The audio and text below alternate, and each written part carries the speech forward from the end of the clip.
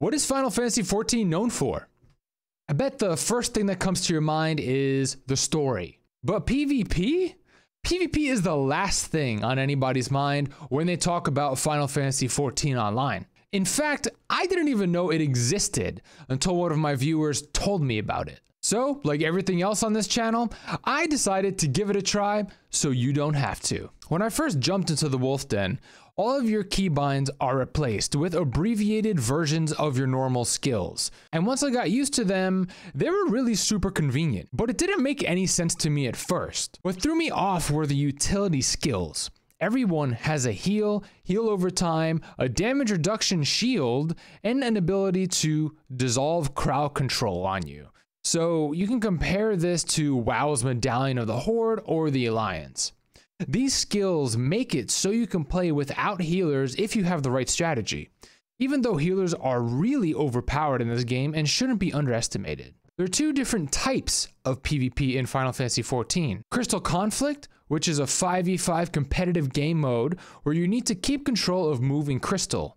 Whoever moves the crystal to the end first is that winner. The second game mode is called Frontlines, which is a large-scale PvP mode that if you come from World of Warcraft is probably familiar to you and comparable to a battleground.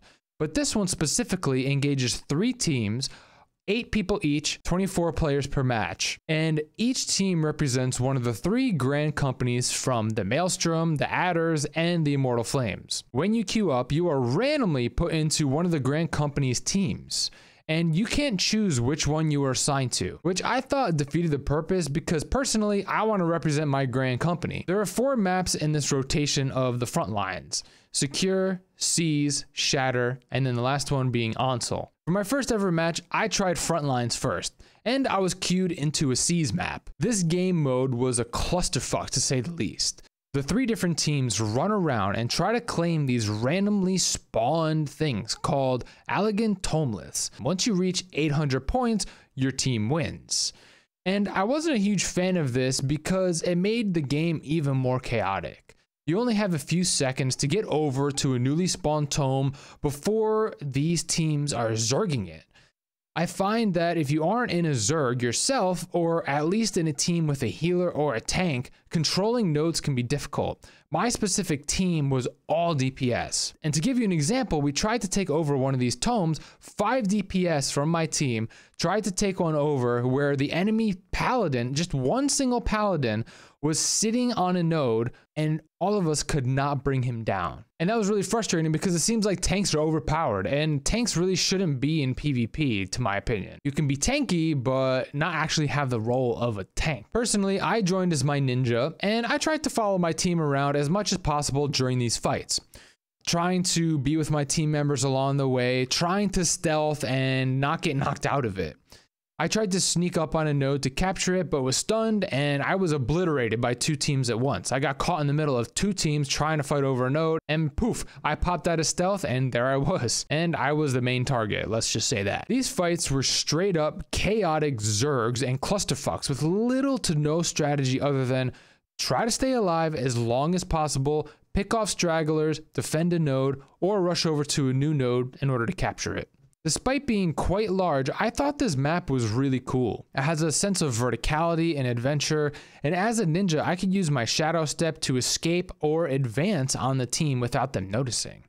I was still getting used to my skills, so I'm sure I didn't use them in the most beneficial of ways. I feel like the only beneficial reason to play Frontlines as a new player is the daily bonus to experience that it provides. This is useful if you're trying to level up other jobs, and as I mentioned, I went in there as my ninja who was level 37 and gained a full level from this single match, which is pretty cool. Now the second match that I joined was a Crystal Conflict match. And after dueling a bunch with my viewers as a ninja to try to get used to my ninja skills, I accidentally queued as a warrior for the Crystal Conflict. It was not a disappointing experience. As a warrior, I had a more tanky build, and I was able to move the crystal along the path quite easily by myself, and I also had some cool abilities. Unfortunately, our team wasn't able to queue up together for some reason.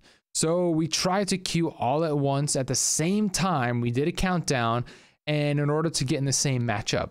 But my first time, I ended up in a match all by myself. But I gotta say, the first match was a real nail biter, and I really enjoyed myself.